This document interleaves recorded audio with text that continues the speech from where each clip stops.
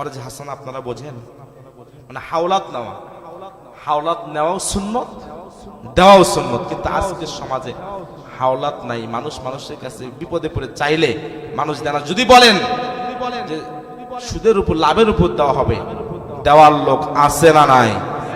আপনাদের আওয়াজ শুনে মনে হলো এই ঝিনাইদহতে সুদখোর নাই, আছে না নাই? অথচ আল্লাহ রাব্বুল আলামিন বলছেন হাল্লাল্লাহুল বাইআ ওয়া হারামার রিবা। আল্লাহ রাব্বুল আলামিন ব্যবসাকে হালাল করেছেন, সুদকে হারাম করেছেন। আমার নবী বলেন সুদকে শুধু হারাম করেই নাই, সুদের ব্যাপারে আমার নবী বলেছেন ৭৪-এর অধিক স্তর রয়েছে গুনাহের, অন্যায়ের স্তর। তার মধ্যে সর্বনিম্ন স্তর হলো নিজের মায়ের সঙ্গে জিনা করার গুনাহ, বলেন নাউজুবিল্লাহ। আর সর্বোচ্চ গুনাহ হলো স্বয়ং আল্লাহর সাথে জিহাদ ঘোষণা করা। এখন বলেন তো হযরতে আলী কি সুদের উপর টাকা নিলেন না করেছে হাসানা নিলেন? সকলে বলেন কি নিলেন? পরে যে হাসানা নিয়ে হযরতে আলী বাজারে গেলেন, একটি ডালিম কিনেছেন। এখন বলেন খুশি না বেজার? অন্তরে অনেক খুশি। কোনোদিন আমার কাছে কোনো কিছুই চাইনি, আজকে একটি ডালিম চেয়েছে। অন্তরে খুশি হয়ে স্ত্রীকে বলে এসেছে আমি ডালিম নিয়ে আসবো তোমার জন্য।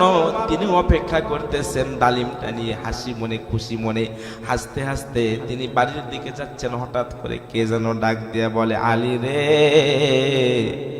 আমি রাস্তার একজন পথিক, আমি একজন সাইল। 3 দিন হলো কোনো খাবার আমি পাই না, তোমার হাতে একটা ডালিম দেখা যায়, ওই ডালিমটা যদি তুমি আমাকে দিতা তাহলে ওই ডালিমটা খেয়ে মনটা একটু জোড়াতাম, তোমার জন্য দোয়া করতাম। মুহূর্তের মধ্যে হযরতে আলীর কোরআনের আয়াতের কথা মনে পড়ে গেল, ওয়া আম্মাস সাইলা ফালা তানহার। সাইল যদি কোনোদিন হাত বাড়িয়ে দেয় তাহলে তার হাত যেন ফিরিয়ে না দেওয়া হয়। হযরত আলী ডালিমটা দান করে দিলেন। চোখের পানি ছেড়ে দুলতে দুলতে বাড়িতে যাচ্ছেন। আল্লাহ রসুলের মেয়েকে বিবাহ করেছি, কোনোদিন কিছুই চাইনি, আজকে একটা ডালিম চেয়েছি তাও নিতে পারলাম না। ঘরের দরজার সামনে গিয়ে সালাম দিয়েছে, আসসালামু আলাইকুম ইয়া আহলাল বাইত। হযরতে ফাতেমা অপেক্ষমান ছিলেন হয়তো ডালিম নিয়ে আসবেন। দরজা খুলেছে, তাকিয়ে দেখে স্বামীর হাত দুটো ফাঁকা।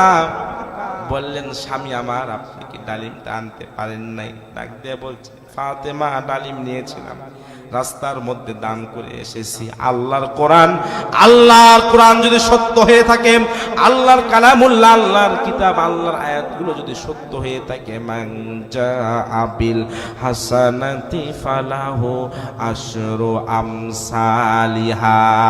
আল্লাহর কোরআনের আয়াতগুলো যদি সত্য হয়ে থাকে, আল্লাহ বলছেন পৃথিবীর জমিনে কেউ যদি কোনো ভালো কাজ করে আল্লাহ দুনিয়াতে 10 গুণ বৃদ্ধি করে তাকে ফেরত দেয়। কেউ যদি 1 টাকা দান করে আল্লাহ তাকে দুনিয়াতেই 10 গুণ বাড়িয়ে দেয়।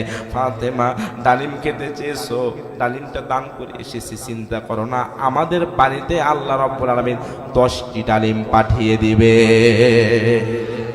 কেমন বিশ্বাস! এইদিকে কয়েকদিন পর আমার নবীর কাছে জৈনকে এক ব্যক্তি 1 বস্তা ডালিম হাদিয়ে দিয়েছে। সেখান থেকে আমার রাসূল কয়েকটি ডালিম হযরতে হাসান বাসারী রাদিয়াল্লাহু তাআলা আনহু ওনাকে বলছেন আমার এই হাদিয়া তোহফা পর্যন্ত মেয়ের বাড়িতে অনেকে হাদিয়া পাঠায় না, এটা আমার জামাই হযরতে আলীর বাড়িতে দিয়ে আসবে। সুবহানাল্লাহ। হাসান বাসারী ডালিমগুলো নিয়ে চিন্তা করলেন, ডালিমগুলো গণলেন, 1 2 3 গণে দেখেন 10টা ডালিম। চিন্তা করলেন আল্লাহর রাসূল তো 9টাও দিতে পারত, 11টাও দিতে পারত, 10টাই কেন? উনি একটা ডালিম নিয়ে, আপনারা বগলের নিচ চেনেন তো, আমাদের ভাষায় এটাকে বলা হয় বগলের নিচ বা কাঁধের নিচে, এখানে রাখলেন। রেখে হযরতে আলীর দরবারে গিয়ে ডাক দিলেন, আসসালামু আলাইকুম। তার বাড়িতে গিয়েছেন, ইয়া আহলাল বাইত। হযরত আলী দরজা খুলে দেখে হাসান বাসারী, নবীজির জলিলুল কদর সাহাবী। বলেন সুবহানাল্লাহ। বুঝতে পেরেছেন আল্লাহ রাসূলের দরবার থেকে এসেছে। কি আল্লাহর হাবিব আপনাদের জন্য তোহফা পাঠিয়েছেন, ডালিম।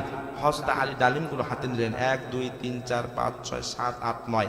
বললেন হাসান বাসারী, ভুল বাসায় এসেছো, এটা আমার বাসার জন্য ডালিম নয়, আমার বাড়িতে যদি আসে 10টাই আসবে। মান জাআ বিল হাসানাতি ফালাহু আশরু আমসালিহা। আল্লাহর ঘোষণা যদি সত্য হয় 10টাই আসবে। হযরত হাসান বসরি মুসকি মুসকি হাসি দিচ্ছে, আল্লাহ রাসূল তো 10টাই দিয়েছে, কিন্তু কারণটা কি? আগে 10টা মিল করি, না তো নিচ্ছেই না। সুবহানাল্লাহ বলে। বগলের নিচ থেকে হাসতে হাসতে মুস্কি এসে তালিমটা বের করে দিলেন আর বললেন, আলী, আল্লাহর কোরআনের আয়াত সত্য, ঘটনাটি বলো তো কি হয়েছে? আলী বলছে, হাসান বসরি, একটি ডালিম সেই দিন দান করে দিয়েছিলাম, ফাতেমা খেতে চেয়েছিল কিন্তু দিতে পারি নাই।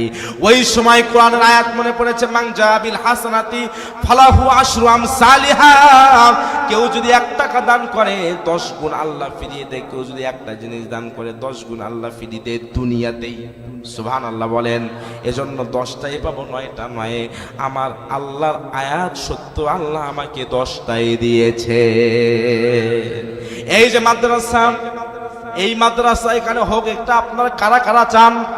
2 হাত তুলে দেখতে চাই, কারা কারা চান? নারায়ে তাকবীর, নারায়ে তাকবীর।